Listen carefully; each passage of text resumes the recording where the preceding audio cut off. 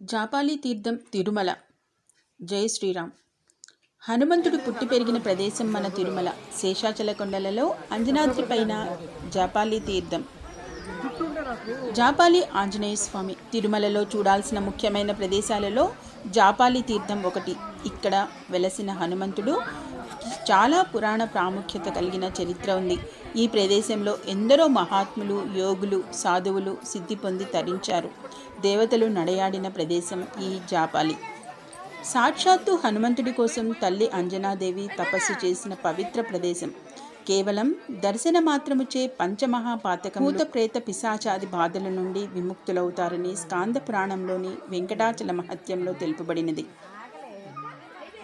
జాపాలి తీర్థం దట్టమైన అటవీ ప్రాంతంలో ఏపుగా పెరిగిన వృక్ష సంపదతో, చుట్టూ చక్కటి జలపాతాలతో, దివ్య తీర్థ లీలలతో, పక్షుల కిలకిల రావాలతో, బెట్లుడు ఉయ్యాలాటలతో, దివ్య సుగంధాలతో, ఔషధీ మూలికల సంపదతో, కారణజన్ముల కరపాద స్పర్శతో తిరుమలకు వాయవ్యంగా సుమారు 5 కిలోమీటర్ల దూరంలో పాప వినాశనం వెళ్లే దారిలో ఉన్న ఒక సుందర చారిత్రాత్మక హనుమాన్ దివ్య తీర్థ రాజం ప్రసిద్ధ హనుమత్ క్షేత్రం జాపాలి.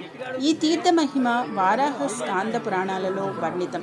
33 కోట్ల దేవతల ప్రార్థనపై శ్రీ మహావిష్ణువు రామావతారం దాల్చినప్పుడు రుద్రుడు శ్రీరామదూతగా అన్ని శక్తులతో దేవతలందరితో కలిసి వానర రూపంలో అవతరించుటకు నిశ్చయించుకొనెను.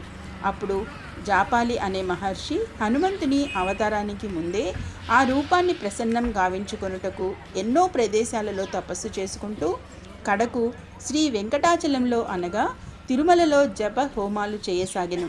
అతనికి భక్తికి మెచ్చి భగవంతుడు తన యొక్క రాబోవు హనుమంతుని రూపాన్ని, ప్రస్తుతమున్న సింధూర కవచం లేని రూపాన్ని స్వయంభూగా అవతరించి చూపించెను. జపం వల్ల అవతరించినందున ఈ స్థలం జాపాలి అయింది. అప్పుడు అన్ని తీర్థరాజములు వచ్చి చేరునందున జాపాలి తీర్థమని పేర్కొనబడుచున్నది. ఇక్కడికి అతి సమీపంలో ఆకాశగంగలో అంజనాదేవి తపమాచరించి ఆంజనేయ అవతారానికి సంకల్పించినది.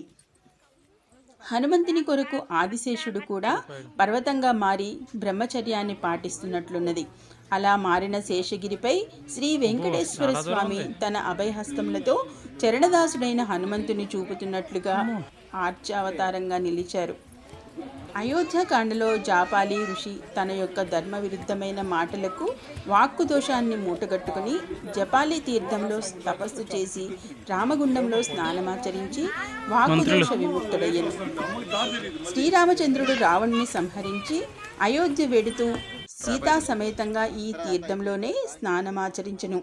అందుకు ప్రతీకగా శ్రీరాముడు స్నానమాచరించిన తీర్థం రామగుండంగా, సీతామాత స్నానం చేసిన తీర్థం సీతాగుండం అనే పేర్లతో అలరారుతున్నాయి. భక్తదేవుడు మొట్టమొదట ఇచ్చోటనే తపమాచరించి భగవత్ సాక్షాత్కారాన్ని పొంది ధృవతార అయి వెలుగుతున్నాడు. ఇందుకు ప్రతీకగా నేటికి ధృవతార అనేక ఔషధ గుణములతో నిరంతరాయంగా ప్రవహించుచు ధృవతీర్థం అనే పేరుతో ప్రసిద్ధి పొందింది. ఈ నీటిని ఆంజనేయ స్వామి నిత్య కైంకర్యాలకు వాడటం అనేది జరుగుతున్నది. పంచమహాపాతకములు, భూత ప్రేత పిశాచాది బాధలు, బ్రాహ్మణత్వం కోల్పోయిన వారు, బ్రహ్మరాక్షసి పట్టినవారు ఈ తీర్థంలో స్నానమాచరించడం వల్ల కష్టాలు తీరుతాయని స్కాంద పురాణంలోని వెంకటాచల మహత్యంలో చెప్పబడినది. ఎటువంటి కష్టమైనా స్నానం చేసి తడిబట్టలతో గుడి చుట్టూ ప్రదర్శనలు చేస్తే తప్పక కష్టాలు తీరుతాయి. ఇది ప్రస్తుతం ఇక్కడ జరుగుతున్న సత్యం. జన్మశని గలవారు వారి పుట్టినరోజున స్వామివారికి పూజ మరియు అభిషేకం చేస్తే శనిగ్రహం వల్ల కలిగే అనేక విపత్తులు కలగవు. శ్రీ శ్రీ శ్రీ హాతీరామ్జీ బావాజీ వారు ఇక్కడే తిరుగుతూ తపస్సు చేసుకుంటూ బాలాజీ కృపకు పాత్రులయ్యారు. ప్రస్తుతం ఈ స్థలం మహంతు శ్రీ శ్రీ శ్రీ 1008 అర్జునదాసి గారి పర్యవేక్షణలో ఉన్నది. పూజారి 108 శ్రీరామదాసు, బాలాజీ 88 సంవత్సరములు. ఎన్నో సంవత్సరాల క్రితం ఇక్కడికి విచ్చేసి సరైన దారులు, వసతులు లేని సమయం నుంచి శ్రీ జపాలి ఆంజనేయుణ్ణి కొలుస్తూ ఆంజనేయ స్వామి ప్రభావాన్ని భక్తులకు తెలియచేస్తూ సేవ చేస్తున్నారు.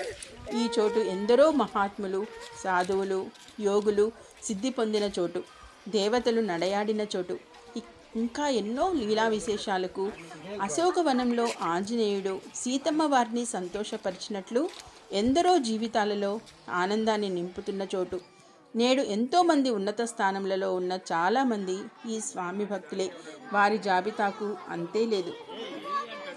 జాపాలి తీర్థమందు జై శ్రీరామ్ జై సీతారాం నామాన్ని స్మరించండి. మనస్సును స్వామి అందే లగ్నం చేయండి. జపాలి ప్రకృతిని వీక్షించండి. నిశ్శబ్దం వల్లే ఇది సాధ్యం. జపాలి పర్యావరణాన్ని పరిరక్షించండి. సాధువుల ఆశీర్వాదాన్ని పొందండి. జై శ్రీరామ్, జై హనుమాన్, జై సీతారాం.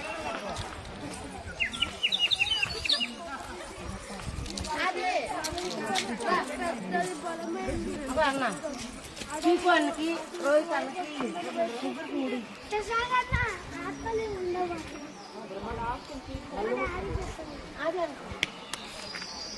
అలా ఇవ్వకూడదు.